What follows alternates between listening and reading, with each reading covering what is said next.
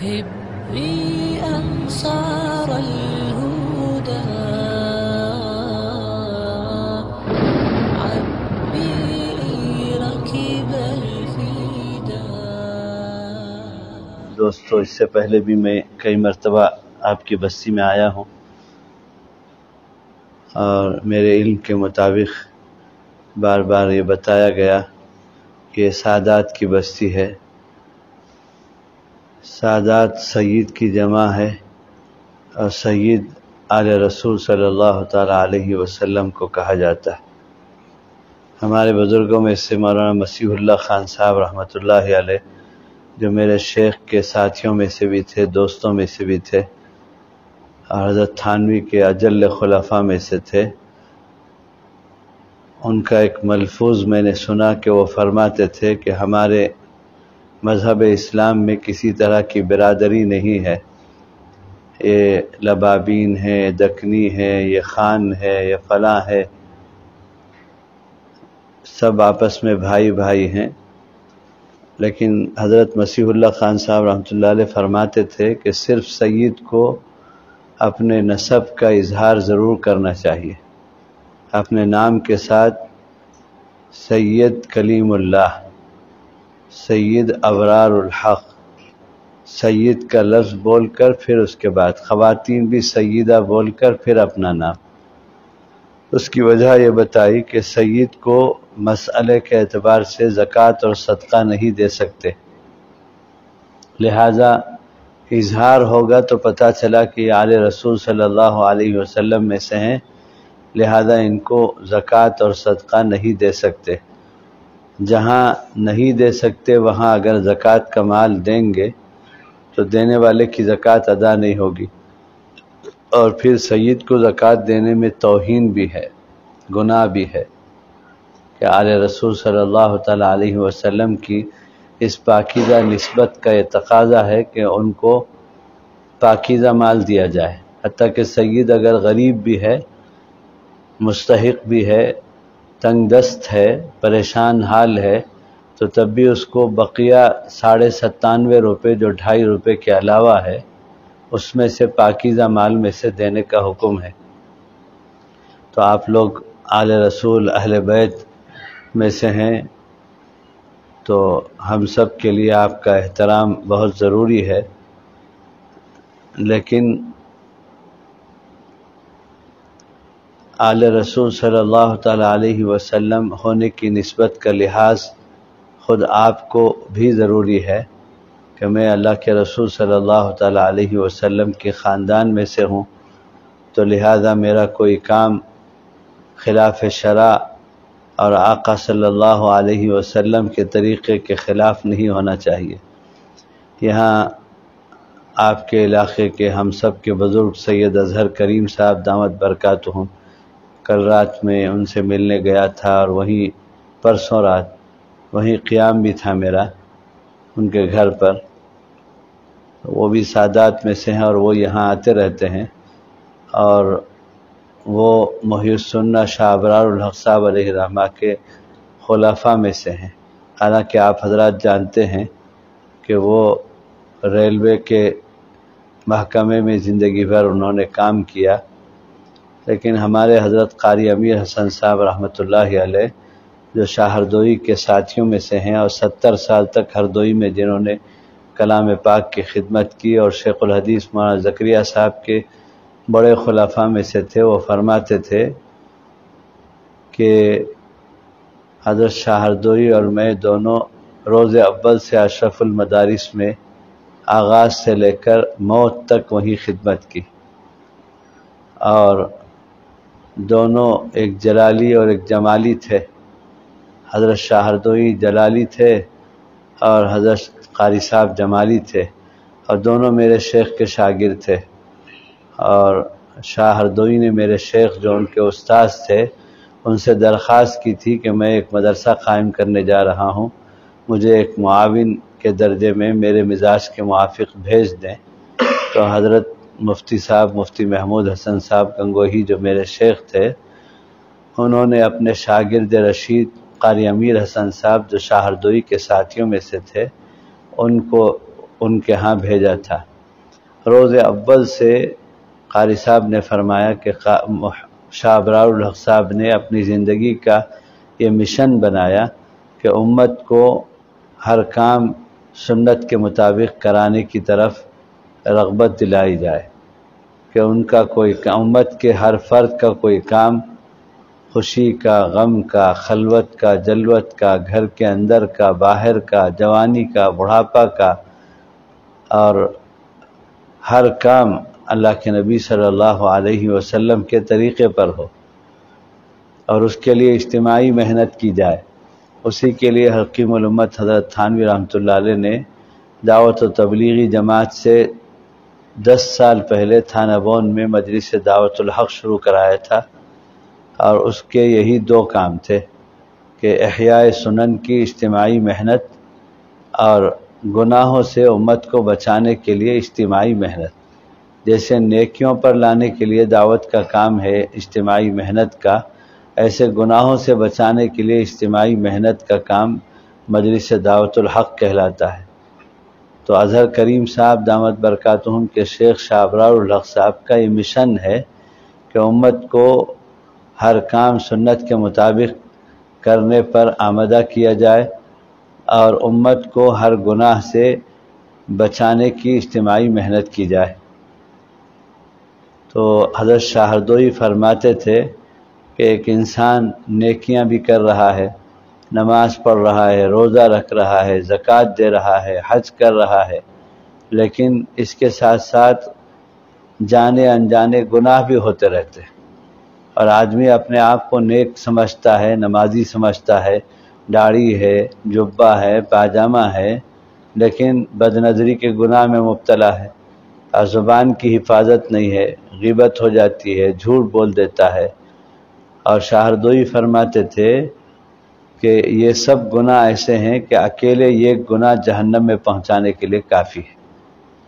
کوئی group of گناہ یعنی گناہوں کے مجموعے کی ضرورت نہیں ہے کہ اتنے گناہ ہو جائیں گے تو جہنم میں بھیجا جائے گا۔ ایک ایک گناہ کافی ہوتا ہے جہنم میں بھیجنے کے لیے، اور یہ گناہ آئے دن صبح سے شام تک رات دن ہوتا ہی رہتا ہے، اور ہم نماز بھی پڑھتے ہیں۔ بلکہ بعض گناہوں کے بارے میں حدیث میں صراحت کے ساتھ ہے، آپ صلی اللہ علیہ وسلم نے فرمایا کہ یہ گناہ کئی ساری نیکیوں کو ایسے کھا جاتا ہے جیسے سوکھی لکڑی میں ایندھن ڈال کر آگ لگا دی جائے۔ فرمایا آپ صلی اللہ علیہ وسلم نے، ان الحسد تأکل الحسنات کما تأکل النار الحطب، او کما قال علیہ الصلاۃ والسلام، کہ حسد ایک ایسی بیماری ہے کہ دوسروں کو ترقی کے دیکھ کر جلنا اور یہ تمنا کرنا کہ وہ ترقی اس سے چھن جائے، چاہے مجھے ملے نہ ملے لیکن اس کو وہ ترقی نہ ملے۔ یہ خبیث مرض ہے جو معاشرے میں عام ہے، اور اس کے بارے میں آپ صلی اللہ علیہ وسلم فرماتے ہیں کہ حسد ایسا خبیث مرض ہے، گناہ ہے، کہ جو تمام نیکیوں کو ایسے کھا لیتا ہے جیسے سوکھی لکڑی کو ایندھن لگا کر اور جو ہے اسے آگ لگا دی جائے تو وہ راکھ بن کر رہ جاتی ہے۔ تو اس لیے حضرت شاہ ہردوئی فرماتے تھے کہ آدمیوں کو نیکیاں کرنے کے ساتھ ساتھ اپنے بارے میں چوکنا رہنے کی ضرورت ہے کہ کہیں کوئی ایسا گناہ بھی تو نہیں ہو رہا ہے جو ہماری نیکیوں کو کھائے جا رہا ہے۔ تو گناہ ایک مرض ہے، بیماری ہے، اور بیماری کا احساس جب نہیں ہوتا ہے تو بیماری لاسٹ اسٹیج میں پہنچ جاتی ہے، تو پھر ڈاکٹر مایوسی کا اظہار کرتے ہیں کہ آپ نے آنے میں دیری کری۔ پہلے اسٹیج میں آتے شروع میں تو کچھ علاج ہو سکتا تھا، لیکن اب تو نو ہوپ درجے میں، اب کوئی امید نہیں ہے۔ آپ اگر زبردستی داخل کرنا چاہتے ہیں اپنے گھر کے مریض کو تو داخل کریں، لیکن سوائے وقت گزاری کے اگر کوئی خیرخواہ ڈاکٹر ہوگا تو کہہ دے گا کہ لے جائیے گھر، اب نہ رکھیے، اور اگر کوئی کمرشل ڈاکٹر ہوگا تو کہے گا کہ ہسپتال میں رکھیے تاکہ بل بنے، اور وینٹیلیٹر سے خالی ایسے ہی دکھاوے کے درجے میں سانس کا چلن دکھا دیتے ہیں، اور پھر بل بڑھتا ہے، اور پھر اچانک سے موت کی خبر ہو جاتی ہے۔ تو اس لیے اسی طرح سے بعین ہی اگر گناہ کا احساس نہیں ہے تو یہ بہت خطرناک درجہ ہے، پھر گناہ جڑ پکڑ جاتا ہے، پھر اسے چھوڑنا مشکل ہوتا ہے، اور پھر وہ بار بار تکرار کی وجہ سے پہاڑ جیسا گناہ ہو جاتا ہے۔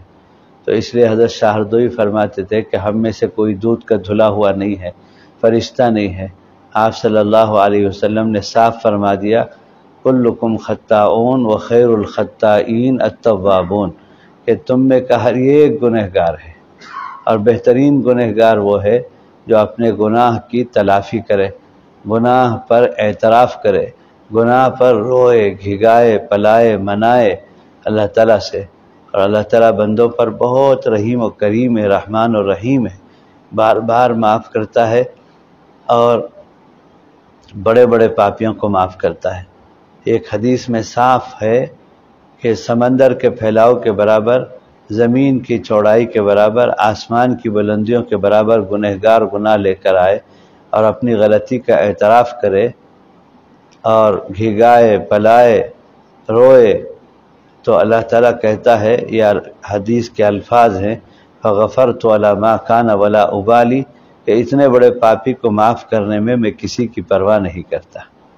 تو اس لیے اللہ کی معافی میں کوئی آڑ نہیں آ سکتا، لیکن ضروری ہے کہ ہم اپنے گناہوں کو محسوس کریں اور اس سے توبہ کریں۔ اور توبہ صرف استغفر اللہ کی تسبیح پڑھنے کا نام نہیں ہے، وہ تو ایک توبے کے اظہار کے لیے استغفر اللہ کے کلمات ہے۔ اصل تو توبہ تین چیزوں کے مجموعے کا نام ہے، ایک تو پچھلے گناہوں پر ندامت ہو اور معافی مانگے، اور دوسرا اسی وقت سے گناہ چھوڑ دے، اور تیسرا آئندہ گناہ نہ کرنے کا عزم مصمم کرے، اور پھر بشری درجے میں اگر کوئی گناہ دوبارہ ہو جائے تو فوراً پھر سے معافی مانگ لے۔ ایک بار توبے کے بعد موت تک بچ جانا ایسا مشکل ہے، گناہ کی عادت پڑی ہوئی ہوتی ہے، لیکن اللہ کے ہاں معافی کی گنجائش ہے۔ اور یہ بھی نہیں کہ معافی مانگتا رہے پھر گناہ کرتا رہے، معافی مانگتا رہے پھر گناہ کرتے رہے، کہ وہ تو غفور و غفار ہے، رحمان و رحیم ہے، ایسا بھی نہیں۔ جو جان بوجھ کر گناہ کرتا ہے عمدن، اور جو ہے وہ خطرے میں ہے۔ تو اس لیے گناہ سے بچنے کے لیے گناہ کا احساس ضروری ہے، اور اس کا محاسبہ ضروری ہے، اور اس کا علاج معالجے کی فکر کی ضرورت ہے کہ میں باطنی روحانی گناہوں سے، غیبت سے، چغل خوری سے، اور جھوٹ سے، زنا سے، جوا سے، نشہ سے، شراب سے، بدنگاہی سے، اور جو ہے کیسے بچ جاؤں۔ اور ان میں بہت سارا گناہ ایسا ہے جو کبیرہ درجے کا خطرناک گناہ ہے، لیکن ہمارے معاشرے میں، ہماری زندگیوں میں گھسا ہوا ہے۔ اس میں سب برابر ہے، سادات بھی برابر ہیں، خان بھی برابر ہے، لبابین بھی۔ ہماری برادری لبابین کہلاتی ہے، تو تاجر برادری کو ہمارے علاقے میں لبابین کہتے ہیں۔ تو کوئی بھی برادری ہو، گناہ میں، نیکیوں میں سب برابر ہے۔ تو اس لیے آپ حضرات سے میری گزارش ہے، آپ کی پوری بستی ایک ولی کامل کے زیر سایہ آگے بڑھ رہی ہے، بار بار وہ یہاں آتے ہیں، سید اظہر کریم صاحب دامت برکاتہم، ان سے لگے رہیں، اور ان کے شیخ کا، ان کا جو مشن ہے، اپنے ہر کام کو اللہ کے نبی صلی اللہ علیہ وسلم کے طریقے پر کرنا، اور اس کے لیے پالیسی بنا لینا چاہیے کہ دنیا کا کوئی آدمی ناراض ہو جائے۔ میرے شیخ فرماتے تھے، حضرت مفتی محمود حسن صاحب گنگوئی رحمۃ اللہ علیہ، کسی سے اللہ اور اس کے رسول راضی ہو جائیں، خوش ہو جائیں، ساری دنیا ناراض ہو جائے تو اس کا بیڑا پار ہے، اور کسی سے اللہ اور اس کے رسول ناراض ہو جائیں اور ساری دنیا خوش ہو جائے تو جو ہے اس کا بیڑا غرق ہے۔ اصل راضی اور ناراضگی یہ اللہ اور اس کے رسول کی ہے۔ آج ہماری زندگیاں انسانوں کی، غیر اللہ کی خوشی اور ناراضگی کی بنیاد پر گزر رہی ہے۔ لوگوں کو خوش کرنے کی پالیسی ہم نے جمع کر رکھا ہے۔ ایک شادی بیاہ کے موقع پر کتنے لوگوں کو راضی کرتے ہیں جا جا کر کے، اور اللہ روزانہ کتنا ہم سے ناراض چل رہا ہے، اور اللہ کو ناراض کرنے کے کتنے کام ہم روزانہ کر رہے ہیں، جھوٹ بول رہے ہیں، بدنگاہی کر رہے ہیں۔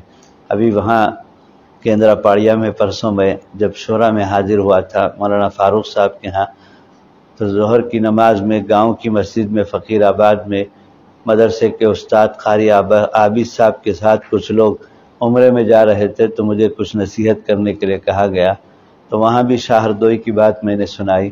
شاہ ہردوئی فرماتے تھے کہ شیطان تو تھوڑی دیر کے لیے زنجیروں میں کس کر رمضان میں ڈال دیا جاتا ہے سمندر میں، لیکن روزہ دار روزہ رکھ کر بھی جھوٹ بولتا ہے، روزہ دار روزہ رکھ کر بھی غیبت کرتا ہے، روزہ دار روزہ رکھ کر بھی منڈی میں بیٹھ کر دھوکہ دیتا ہے، ناپ تول میں کمی کرتا ہے۔ تو یہ کون سی طاقت ہے؟ شیاطین تو سمندر میں زنجیروں میں کس کر کے ڈال دیے گئے، جو رمضان میں روزے کی حالت میں گناہ کرا رہی ہے، اسی طاقت کا نام ہے نفس۔ اور آقا صلی اللہ علیہ وسلم نے فرمایا اعداء عدو کلتی بین جنبی، کہ تمہارے دونوں پہلوؤں میں جو ہے وہ شیطان سے بھی بڑا دشمن ہے، اور اس کا نام ہے نفس۔ اور شاہ ہردوئی فرماتے تھے نفس تو طواف زیارت میں مطاف میں رہتا ہے، اور کنکری شیطان کو مارتے ہوئے ساتھ میں رہتا ہے، اور مینا میں رہتا ہے، مزدلفہ میں رہتا ہے، عرفات میں رہتا ہے، ہر جگہ نفس رہتا ہے۔ وہیں سے لوگ آج کل موبائل کی وجہ سے جھوٹ بولتے ہیں بیپاریوں کو، گھر والوں کو، اور اسی طرح سے وہیں رہتے ہوئے دنیا بھر کی آئی ہوئی حسینائیں جن کے ہاں کوئی چہرے کا پردہ نہیں ہوتا، ان کو تاکتے رہتے ہیں، دیکھتے رہتے ہیں، حالت احرام میں حسین لڑکیوں کو دیکھتے رہتے ہیں۔ یہ شاہ ہردوئی نے فرمایا۔ تو اس لیے ہم کو بہت چوکنا رہنے کی ضرورت ہے۔ ہم تو خوش فہمی میں رہتے ہیں کہ ہم نیک آدمی ہیں، نماز پڑھتے ہیں، روزہ رکھتے ہیں، حج کرتے ہیں، لیکن اس کے ساتھ ساتھ ان گناہوں کے بارے میں بھی ہم کو چوکنا رہنے کی ضرورت ہے۔ اس لیے آپ سے گزارش ہے، آپ لوگ اہل بیت اور آل رسول صلی اللہ علیہ وسلم میں سے ہیں، اور حضور صلی اللہ علیہ وسلم کے گھر کے اور خاندان کے لوگ ہیں، تو اس لیے آپ پر زیادہ ذمہ داری ہے کہ آپ اپنے ہر کام کو اللہ کے نبی صلی اللہ علیہ وسلم کے طریقے پر کریں، اور اس سلسلے میں کسی کی ناراضگی کی کوئی پرواہ نہ کریں، اور جو ہے اور ہر گناہ سے اپنے آپ کو بچانے کی کوشش کریں۔ 4 گناہ میں اس وقت آپ کو بتا رہا ہوں، جو گھر گھر کے گناہ ہے، اس سے اپنا محاسبہ کریے اور اپنے آپ کو بچانے کی کوشش کیجیے۔ اگر یہ گناہ اپنی زندگی میں ہے، اب تک کی غلطی پر معافی تلافی کر کے اس گناہ کی تلافی پانی چاہیے۔ اسماعیل بھائی کو نیند آ رہی ہے۔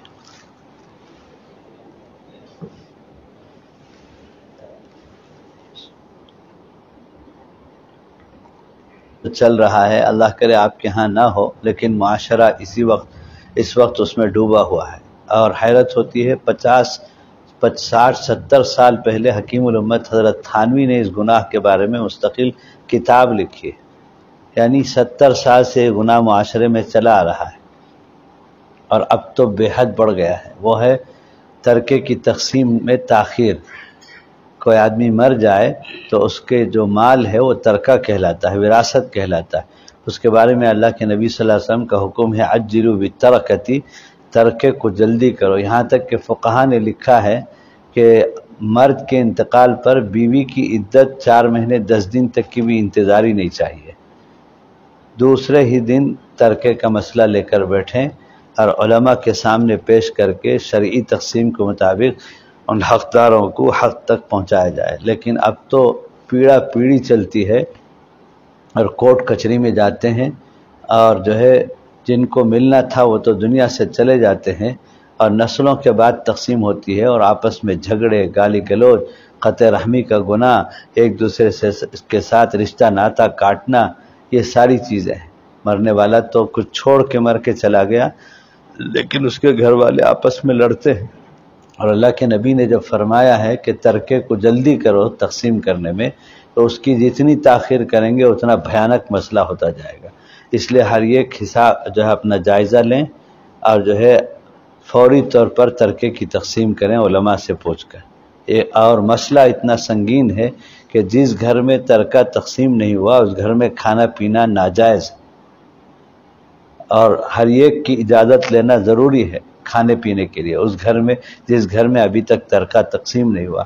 حضرت تھانوی نے تو اتنا نازک لکھا ہے بہشتی زیور میں کہ پہلے زمانے میں بجلیاں نہیں تھی تو تیل سے چراغ جلتے تھے، تو اس زمانے کے اعتبار سے لکھا ہے کہ آدمی کے مرنے کے بعد تیل بھی اس کی ملکیت کی وجہ سے اب وارثین کا حق ہو گیا، تو تمام وارثین کی اجازت سے چراغ جلے گا، اور چراغ کے ترکے کی تقسیم سے پہلے تک چراغ کے روشنی کو دھیمی کر دی جائے تاکہ یہ وارثین کا ترکہ مشترکہ زیادہ خرچ ہو کر کہیں کوئی گناہ نہ ہو جائے۔ اتنا باریک مسئلہ ہے اور آج خاندانوں میں چل رہا ہے۔ ایک تو گناہ یہ ہے، دوسرا گناہ ہے کہ حرام مال آج کل عام ہوتا جا رہا ہے۔ لاکھوں میں ایک کہہ سکتے ہیں جو بچا ہوا ہے، الا ماشاءاللہ۔ حرام ہمارے گھروں میں بے اختیار گھس رہا ہے، تو اس لیے فائنانس میں، لون میں جھوٹ بول کر، دھوکہ دے کر، ناپ تول میں کمی کر کے، وعدہ خلافی کر کے، کمائی کو حرام کر کر، اسی طرح جانوروں کے جو ہے غیر شرعی ذبیحہ، دکانوں کی مرغیاں جو شرعی ذبح نہیں ہوتی۔ ہمارے حضرت حکیم کلیم اللہ صاحب دامت برکاتہم جو میرے بھی شیخ ہیں اور سید اظہر کریم صاحب کی بھی شیخ ہیں، انہوں نے بھی اس وقت حضرت سے ہی تعلق، علی گڑھ میں حضرت شاہ ہردوئی کے داماد ہوتے ہیں، وہ فرماتے ہیں اگر غیر شرعی طور پر مرغی کو ذبح کیا یا مردار مرغی کو ذبح کر کے بیچ دیا دکاندار نے، تو بیچنے والا گنہگار اور خریدنے والا گنہگار اور کھانے والا گنہگار، کھلانے والا گنہگار۔ اس لیے ہمارے حضرت نے ہم کو تاکید کر دی ہے، سالوں سے ہم مرغی کھانا چھوڑ دیے ہیں کہ اگر مرغی حلال جانور ہے، خواہش ہو طبیعت میں، تو زندی مرغی خرید کر لاؤ اور شرعی ذبح کرو اور پھر صاف صفائی کر کے پکا کے کھا لو۔ اور مرغی تو کوئی روزانہ کھانے والی چیز ہے بھی نہیں، لیکن آج کل ہر دسترخوان میں مرغی، ہر دسترخوان میں مرغی جہاں دیکھو، اور اس کی شرعی ذبح کا کوئی لحاظ تمیز نہیں ہے۔ تو اس لیے حرام کھانا آج کل عام ہو رہا ہے، اور بہت ساری چیزوں میں سور کی چربیاں ملی ہوئی ہیں، اور طرح طرح کی چیزیں باطل ہمارے پیچھے ہاتھ دھو کے پڑ گیا ہے۔ یہی حجاج ابن یوسف نے کیا تھا، آپ نے واقعہ سنا ہوگا کہ علماء مستجاب الدعوات کی، اولیاء اللہ کی ایک جماعت تھی، ان کی بددعا سے وہ بہت ڈرتا تھا، تو اس نے آخر تدبیر کری کہ ان کو کسی طرح دعوت کر کے اپنا حرام کھانا کھلا دیا اور اطمینان کا اظہار کیا کہ اب میں جس گروہ مقدس کی جو ہے بددعا سے جو ہے ڈر رہا تھا، اور جو ہے آج مجھے اطمینان ہو گیا کہ ان کے پیٹ میں حرام لقمہ چلا گیا، اب ان کی دعا کی قبولیت چلی گئی۔ تو آج وہی اسکیم ہر گھر میں، کیا جو ہے دیندار، کیا دنیا دار، حرام کھانا عام ہو رہا ہے۔ آپ غیرت کے درجے میں آپ کہہ سکتے ہیں کہ میرا کھانا تو حلال ہے، لیکن آپ کو اللہ کے پاس جواب دینا ہے۔ اور شاہ ہردوئی فرماتے تھے کہ اس زمانے میں جب آقا حیات تھے، ایک صحابی رسول نے آقا صلی اللہ علیہ وسلم سے یہ درخواست، یہ گزارش کی کہ یا رسول اللہ ہماری دعائیں قبول نہیں ہوتی، حضور موجود ہیں، صحابی ہیں، وہ کہہ رہے ہیں، اور ہم تو 1400 سال کے بعد کے مسلمان ہیں، اور وہ صحابی کیا سوال کر رہے ہیں، کیا کہہ رہے ہیں کہ ہماری دعائیں کیوں قبول نہیں ہوتی، کوئی نسخہ بتا دیجئے۔ تو آقا صلی اللہ علیہ وسلم نے ان کو یہی نصیحت فرمائی تھی، اطب مطعمک تکن مستجاب الدعوہ، کہ اپنے کھانے کو حلال کر لو تو مستجاب الدعوات ہو جاؤ گے۔ اس لیے آج ہماری دعائیں قبول نہیں ہوتی، تو اس لیے حرام مال سے اپنے آپ کو بچائیں۔ دال روٹی کھا لیں، کوئی ضروری نہیں روزانہ مرغن غذا کھانا، اور کوٹھی بنگلہ کار جو ہے حلال میں برکت ہے۔ حضرت نے ایک باضابطہ چارٹ تیار کیا ہے، حضرت حکیم صاحب نے، اور میرے ہاں مدراس میں نے ساری مسجدوں میں اس کو لگوایا ہے کہ حلال سے اللہ خوش ہوتا ہے، حرام سے اللہ ناراض ہوتا ہے۔ حلال سے اللہ کے رسول خوش ہوتے ہیں، حرام سے اللہ کے رسول ناراض ہوتے ہیں۔ حلال سے آدمی جنت میں جائے گا، حرام سے آدمی جہنم میں جائے گا۔ حلال سے مال میں برکت ہوتی ہے، حرام سے مال میں نحوست ہوتی ہے۔ حلال سے مال کی حفاظت ہوتی ہے، حرام سے مال کی جو ہے چوری ہو جاتی ہے۔ یہ اس طرح کی 10 چیزیں حضرت حکیم صاحب نے لکھوایا ہے، اس لیے بغیر کسی تعویل کے اپنے آپ کو جائزہ لے کر حلال کمائی، حلال روزی، اس پر اپنے آپ کو باقی رکھے۔ نمبر 2، اور حلال حرام کا مسئلہ تو یہاں تک ہو گیا ہے، مدینہ منورہ میں شاہ ہردوئی کے خلیفہ ہیں، اور جو ہے حضرت بھی وہاں قیام فرماتے ہیں، ان کے پاس میں بمبئی کے لوگ ہیں، صوفی عبدالرحمن صاحب کے بیٹے، اور جو ہے حاجی ریاض صاحب، وہ 4 بھائی شاہ ہردوئی کے خلیفہ ہیں، صدیق بھائی، اسماعیل بھائی اور امتیاز بھائی اور ریاض بھائی، چاروں حضرت شاہ ہردوئی کے خلیفہ مدینہ منورہ میں مقیم ہے۔ ان کے ہاں ہم تھے، ان کے ایک رشتہ دار نے ہم 8-10 احباب کو کہا کہ ہم آج آپ کی دعوت کرانا چاہتے ہیں۔ ریاض بھائی نے کہا دیکھ لیجئے بازار اگر ہوٹل میں لے جاتے ہیں تو مت جائیے، میرے گھر میں تو آپ لوگوں کے لیے انتظام ہے، اور اگر یہ اپنے گھر میں کھلاتے ہیں تو کھا لیجئے۔ تو ہم لوگ چلے گئے ان کے ساتھ میں، تو وہ مدینہ منورہ کے کنارے ایک ہوٹل میں لے گئے اور بٹھا دیا، اور جو ہے آرڈر دے دیا۔ 780 ریال کا کھانا انہوں نے آرڈر دیا، بل دے کر پیسہ دے کر بل لے لیا۔ اتنے میں ہمارے قافلے کے ایک آدمی خیر الدین صاحب جو حضرت حکیم صاحب کے خلیفہ ہوتے ہیں حیدرآباد کے، وہ بھی مدینہ منورہ میں رہتے ہیں، وہ بھی تھے ہمارے قافلے میں۔ وہ اٹھے اور جا کر انہوں نے کاؤنٹر سے مینیجر سے پوچھا کہ آپ کے ہاں مرغی کہاں سے آتی ہے؟ تو انہوں نے کہا برازیل سے آتی ہے۔ برازیل میں غیر شرعی ذبیحہ کے درجے میں، سازشی درجے میں نصارہ جو ہے سلاٹر ہاؤس سے کروڑوں کی تعداد میں مرغی سعودیہ بھیجتے ہیں، اور حرام مرغیاں آتی ہیں، حرام گوشت آتا ہے۔ اور پھر اس نے خود مینیجر نے کہا کہ آپ لوگوں کے چہرے سے اندازہ ہو رہا ہے کہ آپ لوگ نیک لوگ ہیں، اس لیے میری رائے ہے کہ آپ لوگ مرغی نہ کھائیں۔ اب پیسہ دے چکے تھے، بل کٹا چکے تھے، اور اب ہم لوگ اٹھ کر واپس جا رہے تھے، تو اگر چاہے تو وہ پیسہ واپس نہ کرتے کہ آرڈر دے دیا، معاملہ ہو گیا، لیکن انہوں نے پورے 780 روپے واپس کیے اور کہا کہ جو ہے آپ لوگ چلے جائیں، یہاں ہوٹل پہ نہ کھائیں۔ یہ مدینہ منورہ کا حال۔ تو اس لیے ہندوستان تو ویسے بھی جو ہے حلال حرام کے بارے میں بہت غیر محتاط ہے مسئلہ۔ تو گوشت کھانے کی اگر اشتہا ہو تو پہلے اس کی تحقیق کریں، کوئی بھی چیز کوئی بھی۔ اب تو مجھے حیرت ہوئی کہ کپڑوں میں حرام آ گیا ہے۔ اب تک ہم سمجھتے تھے کہ کھانے پینے کی چیزوں میں حرام ہے، اب کپڑوں میں حرام آ گیا ہے۔ اسرائیلی ایڈورٹائز کے گندے کپڑے، ٹی شرٹ نوجوان پہنتے ہیں جس میں لکھا رہتا ہے I am only for you، میں صرف تمہارے لیے ہوں۔ یہ جملہ اگر اس کی مخاطب لڑکی ہے تو زنا کی دعوت ہے، اور اگر اس جملے کی مخاطب لڑکا ہے تو لواطت کی دعوت ہے، جو کبیرہ گناہ ہے، سینے میں لے کر پھرتا ہے۔ شراب کی کمپنیاں، کنگ فشر جو ہے شراب کی کمپنیاں، اس کا ایڈورٹائز جو ہے سینے میں لے کر پھرتا ہے نوجوان ہمارا۔ تو حرام اب لباس میں آ گیا ہے۔ اور بورن بیبی جسے کہتے ہیں، پیدائشی بچہ جس کو نرس لا کر ہسپتال میں ہاتھ میں دیتی ہے، اس کو بھی ہمارے گھر والے ماں باپ کتا بلی کے تصویر کے کپڑے پہناتے ہیں، ریڈی میڈ کے پہلے سے لے کر رکھ کر۔ بازار میں تلاش کرو تو ہم جیسے مولوی لوگوں کے لیے شرعی کپڑا ملتا ہی نہیں ہے، تو باضابطہ کپڑا لے کر ہم کو اپنے زنانہ کے لیے، بچیوں کے لیے سلانا پڑتا ہے، اور جو سارا کا سارا حرام تصویروں کے کپڑے۔ اور جو ایک بزرگ نے بتایا کہ کتے بلی کے کپڑے کو معمولی مت سمجھو، اس کا اثر اندر آتا ہے۔ کتے بلی کی فطرت بچے کے اندر، بچی کے اندر پیدا ہوگی، بے حیائی کی، اور جو ہے خونخوارانہ مزاج، ظالمانہ مزاج پیدا ہوتا ہے۔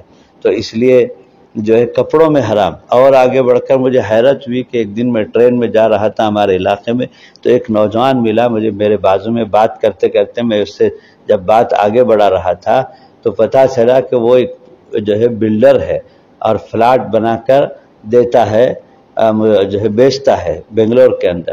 تو اس نے جب وہ دیندار تھا تو بات کرتے کرتے اس نے کہا مفتی صاحب ایک بات میں آپ کو بتانا چاہتا ہوں کہ آج کل مکانات کے اندر بھی حرام گھس آ گیا ہے، مکانات کے اندر بھی حرام گھس گیا ہے۔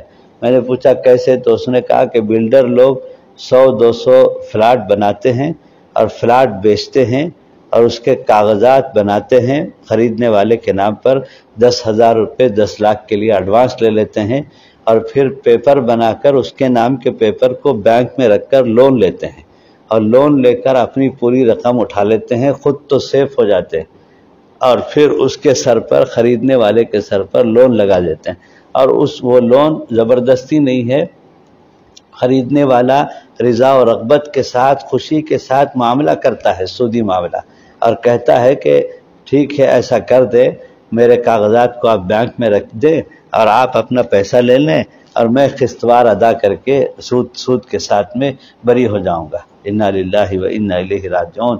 وہ مکان حرام ہے جو سودی طریقے سے لیا جائے، وہ کپڑا حرام ہے جو حرام طریقے سے پہنا جائے۔ تو روٹی کپڑا مکان، جو بچپن میں انسان کی بقا کے لیے ایک سلوگن دیا گیا تھا، روٹی کپڑا مکان، انسان کو روٹی چاہیے، کپڑا چاہیے، مکان چاہیے، تینوں میں حرام آ گیا ہے۔ تو اس لیے نمبر 2 گناہ حرام مال سے اپنے آپ کو بچا، حرام کھانے سے، حرام پہننے سے، حرام مکان سے۔ نمبر 3 تیسرا گناہ جو ہے، جو آج کل عام ہوتا جا رہا ہے، وہ بھی بے پردگی کا گناہ۔ دیندار لوگوں کے گھر میں شرعی پردہ نہیں ہے۔ پردے کے بارے میں یہی سمجھا جاتا ہے کہ باہر گلی کے عورتوں سے ہمارا پردہ ہے، عورتیں سمجھتی ہیں گلی کے مرد سے ہمارا پردہ ہے، کہیں جانا ہو تو برقع پہن کر جاتی ہیں، اور بہت سارے علاقوں میں تو گاؤں کے اندر برقع کا پردہ بھی نہیں ہے، ایک دوسرے کے گھر میں ایسے ہی جاتی رہتی ہیں، اور پھر برقع بھی اگر استعمال کرتی ہیں تو صرف اجنبی مردوں سے پردہ کرتی ہیں، اجنبی عورتوں سے ہم پردہ کرتے ہیں۔ حالانکہ حضرت شاہ ہردوئی فرماتے تھے کہ گھر میں آنے جانے والے ایک لمبے مردوں کی، عورتوں کی لسٹ ہے، جن سے جس طرح باہر پردہ کرتے ہیں اسی طرح کا پردہ کرنا ضروری ہے۔ وہ کون؟ عورت کے لیے خالہ زاد بھائی، پھوپھی زاد بھائی، مامو زاد بھائی، چچا زاد بھائی، تایا زاد بھائی، اور اپنے چھوٹی اور بڑی بہن کے شوہر جیجاجی بھائی جان جن کو کہتے ہیں، اور اپنے شوہر کے چھوٹے بھائی دیور، بڑے بھائی جیٹھ، اور اپنی طرف سے یہ ساری رشتے بھائی، اور اپنے شوہر کی طرف سے شوہر کا خالہ زاد بھائی، شوہر کا پھوپھی زاد بھائی، شوہر کا مامو زاد بھائی، اسی طرح سے عورت کو بھائی تو مرد کو بہن، ان سب چیزوں سے سالی سے پردہ ہے۔ لیکن آرام سے گھر میں یہ عورت مرد آتے جاتے رہتے ہیں اور ان سے پردہ نہیں سمجھتے ہیں، اور اگر زیادہ دیر ہو جائے تو ہم ہی مٹار کے ان سے بات کرتے ہیں کہ اتنی دیری ہو گئی، کیا بات ہے، تم ناراض ہو کیا، کیوں نہیں ملتی، اور جو ہے اور زیادہ یہ کر کے۔ حالانکہ شریعت میں مسئلہ ہے کہ جن مردوں سے، جن عورتوں سے شریعت میں پردہ ہے، وہ اگر خود سے سلام کرے تو عورت کو حکم ہے، مرد کو حکم ہے کہ اگر غیر محرم عورت یا غیر محرم مرد سلام کرے تو سلام کا جواب بھی سخت لہجے میں دے۔ وعلیکم السلام، کیا بات ہے؟ سلام محبت کا پیغام ہے، لیکن پردے، جن سے پردہ ہے ان کے سلام کے جواب میں بھی سختی کا حکم ہے، تاکہ بات آگے نہ بڑھے اور شہوت کی وجہ سے گناہ تک نوبت نہ آئے۔ اور عورت کے لیے حکم ہے اگر اکیلی ہو، ان بھائیوں میں سے، ان مردوں میں سے کوئی مرد آ کر دروازہ کھٹکھٹائے تو دروازہ نہ کھولے اور کہے کہ بعد میں آئے۔ تو اتنا نازک مسئلہ ہے، لیکن گھر گھر میں بے پردگی ہے اور ہم اپنے آپ کو دیندار سمجھتے ہیں۔ حتیٰ کہ میت مرنے کے بعد شاہ ہردوئی فرماتے تھے کہ ان مردوں کو، ان عورتوں کو دیکھنا جائز نہیں، اور ان عورتوں کو، ان مردوں کو، میت کو دیکھنا جائز نہیں جن کے ساتھ پردہ ہے، مرنے کے بعد بھی پردہ باقی رہتا ہے۔ تو یہ تیسرا گناہ ہے جو گھر گھر میں ہے، جس میں سب برابر ہیں، کیا نیکوکار کیا گنہگار، سب اللہ معاف فرمائے ہم سب کو۔ تو یہ تیسرا گناہ ہے۔ چوتھا گناہ ہے جو مجھے آپ کو بتانا ہے، وہ یہ ہے کہ یہ موبائل کا جو فتنہ ہے، یہ آج کل اتنا عام ہو گیا ہے، اس میں کیا سادات، کیا اہل بیت، اور کیا جو ہے گاؤں والے، کیا بوڑھے۔ آج کل بوڑھا سیکس دیکھتا ہے رات میں۔ بڑھاپے میں پہلے زمانے میں حج کو جاتے تھے لوگ، اور بڑھاپے میں اللہ میاں یاد آتے تھے، اور ہر وقت اللہ اللہ، اور بوڑھے لوگ ہی مسجد میں نظر آتے تھے۔ لیکن آج کل موبائل میں یوٹیوب کھول کر بوڑھے لوگ سیکس دیکھتے ہیں اور فلمیں دیکھتے ہیں، بچپن کے گانے سنتے ہیں۔ تو یہ فتنہ ایسا گھس گیا ہے زندگیوں کے اندر۔ تو اس لیے اول تو موبائل صرف خبر دینے اور خبر لینے کے لیے ہے، اور کسی چیز کے لیے نہیں ہے۔ پہلے زمانے میں تار تھا، پھر لینڈ فون آیا، پھر اس کے بعد جو ہے وہ ہاتھ کا دوسری طرح کا فون آیا، پھر موبائل آیا۔ یہ سب سہولتیں ہیں اللہ کی طرف سے، لیکن اسے جائز طریقے سے استعمال کرنا ضروری ہے۔ اور اگر آپ کو نفس پر کنٹرول نہیں ہے تو آپ اینڈرائڈ فون، ٹچ فون استعمال ہی مت کرو۔ آپ جو ہے کی پیڈ کا فون رکھو، اور جو ہے ضرورت پر اس میں بات کرو، ضرورت میں اس میں کسی کے فون آئے تو بات کر لو، بس قصہ ختم۔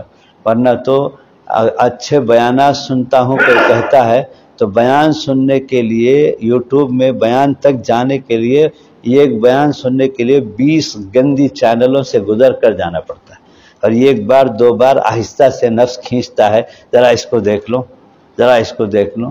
تو اس لیے یہ بہت خطرناک گناہ چل رہا ہے. یہاں تک کہ گناہ ہو گیا ہے کہ اماموں کو میں نے دیکھا ہے کہ مصلی پر نماز کی انتظاری میں بیٹھے ہوئے ہیں اور جو ہے یوٹیوب چالو ہے. انا للہ و انا الیہ راجعون. کہاں تک شیطان نے حرم شریف میں بیٹھے ہوئے ہیں اور دنیا بھر کا یوٹیوب کھول کر کے دیکھ رہے ہیں. مطاف میں بیت اللہ کو دیکھنے پر ثواب ہے، اس بیت اللہ کے سامنے اللہ نے بلایا ہے اور آپ پہنچ گئے اور پھر ناقدری اور گناہ میں مبتلا ہو رہی.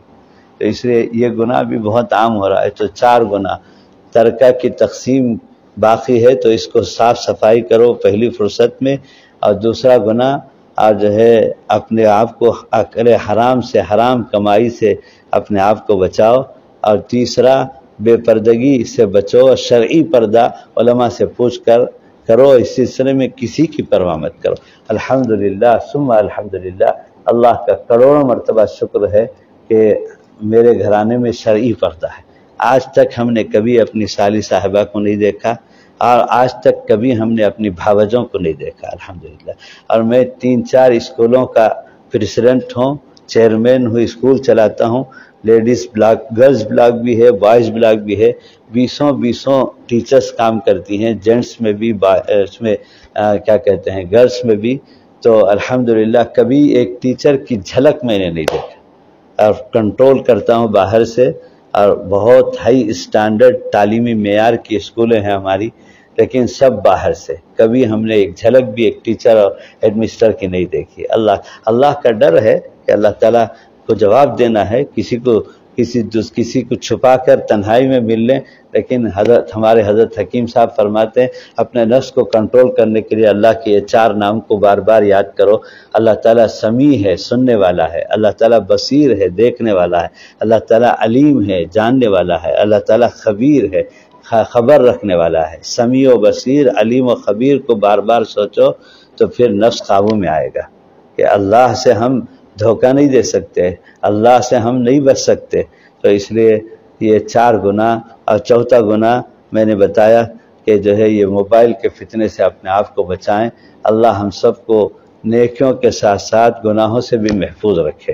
اللہ تعالیٰ نیکیوں کی توفیق دے اور گناہوں سے بچائے، اور گناہوں سے بچنے میں ہم کو اللہ ہماری مدد فرمائے.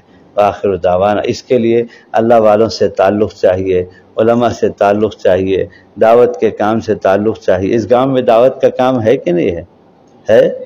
جماعتیں نکلتی ہیں ماشاءاللہ. ہاں، ہم کو اہل اللہ کی صحبت بھی چاہیے اور دعوت کا کام بھی چاہیے اور علماء سے تعلق بھی چاہیے. اور بچپن سے لے کر جس عمر میں ہے علماء سے تعلق جوڑ کر عقیدے سیکھنا، بنیادی دین کی تعلیم سیکھنا، قرآن پاک تجوید و صحت کے ساتھ سیکھنا، امام صاحب کے پاس درخواست کر کے یہ سب کرتے رہیں گے انشاءاللہ. یہ 3 تا میرے شیخ حضرت فقیہ الامت فرماتے تھے. تعلیم کی تا یعنی علماء سے تعلق، اور دونوں دینی دنیاوی تعلیم میں آگے جانا. کوئی بچہ ہمارا بغیر تعلیم کے نہیں رہنا. تعلیم بہت ضروری ہے. ہمارا روشن مستقبل تعلیم سے جڑا ہوا ہے، اور جتنا دینی تعلیم ضروری ہے اتنا دنیاوی تعلیم بھی ضروری ہے، اور جتنا دنیاوی تعلیم ضروری ہے اتنا دینی تعلیم بھی ضروری ہے، دونوں. اور پھر تعلیم کی تا، تبلیغ کی تا، دعوت و تبلیغ اپنوں میں، غیروں میں ہم کو اس وقت چیلنج ہے. بار بار حضور پاک صلی اللہ علیہ وسلم کی شان میں گستاخی کر کے ابھی قریب میں بھی حیدرآباد میں ایک شخص نے کر دیا. پوری دنیا ہل رہی ہے. اس سے پہلے بھی ایک عورت نے کری. لیکن میرے دوستو، اس چیز میں ہمارے لیے چیلنج ہے کہ ہم کو بتانا ہے کہ حضور پاک صلی اللہ علیہ وسلم کے امتی کیسے ہوتے ہیں. ان کے درمیان میں ہم رہتے ہیں. ہم کو چھوڑ کر کینیڈا نہیں جانا ہے. 1-2 آدمی اگر ہجرت کر کے کینیڈا چلا جائے گا تو 35 کروڑ مسلمانوں کا کیا ہوگا؟ تو اس لیے ہم کو یہاں رہنا ہے. ہمارے بڑوں نے یہاں رہنے کے لیے قربانی دی ہے. تو اس لیے ہم کو یہاں کمبائنڈ فیملی کی طرح سے، خاندان کی طرح سے ہم زندگی گزارتے ہیں. تو یہاں رہتے ہوئے ہم کو بتانا ہے کہ حضور پاک صلی اللہ علیہ وسلم کا امتی کیسے ہے.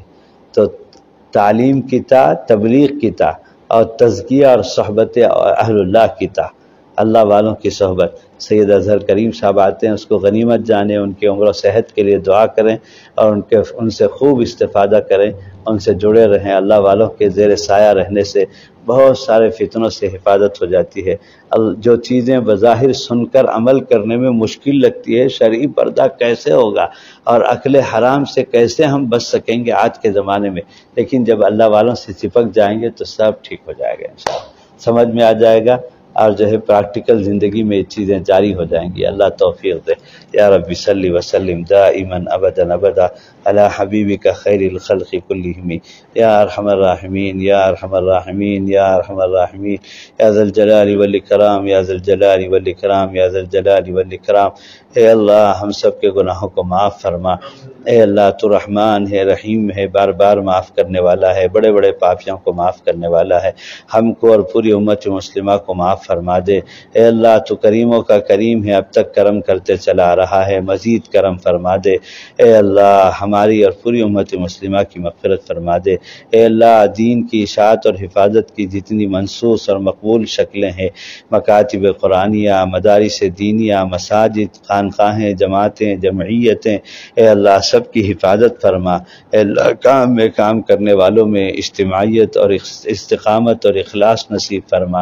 اے اللہ ہم سب کو ہر طرح کے گناہوں سے محفوظ فرما، گناہوں سے بچنے میں ہماری مدد فرما، ہر کام تیرے حبیب ہمارے آقا صلی اللہ علیہ وسلم کے طریقے پر کرنا نصیب فرما۔ اے اللہ ہم سب کی جملہ حاجتوں میں، مقاصد حسنہ میں کامیابی عطا فرما۔ اے اللہ ہر طرح کی پریشانیوں سے، مصائب سے حفاظت فرما۔ اے اللہ تو ہمارا محافظ بن جا۔ اے اللہ ہمارے ظاہر و باطن کو اچھا بنا دے۔ اے اللہ ہماری دنیا بھی اچھی بنا دے، آخرت بھی اچھی بنا دے۔ اے اللہ جسمانی روحانی بیماریوں سے ہمیں صحت عطا فرما۔ اے اللہ ہماری ماں بہنوں کی عفت و عصمت کی حفاظت فرما۔ اے اللہ اس ملک کے دستور کی حفاظت فرما۔ اے اللہ پیار و محبت، عدل و انصاف، گنگا جمنی تہذیب کو زندہ جاوید فرما۔ اے اللہ ہمارے امیر الہند صدر محترم حضرت مولانا استاذ محترم حضرت مولانا سید ارشد مدنی دامت برکاتہم جو علیل چل رہے ہیں، اللہ ان کو صحت و عافیت نصیب فرما۔ اے اللہ قوت و ہمت نصیب فرما۔ اے اللہ ان کے سائے کو دراز فرما۔ اے اللہ بے شک وہ ہمارے لیے ڈھال ہیں۔ اے اللہ تو جانتا ہے موجودہ حالات میں ان کا وجود کس قدر ضروری ہے۔ اے اللہ تو اے اللہ وراء الورا ہے، کن فیکون تیری طاقت ہے، قادر علی کل شیء ہے، فعال لما یرید تیرے بارے میں کہا گیا۔ اے اللہ تو اے اللہ حضرت دامت برکاتہم کی عمر میں اے اللہ جلد سے جلد سے اللہ اللہ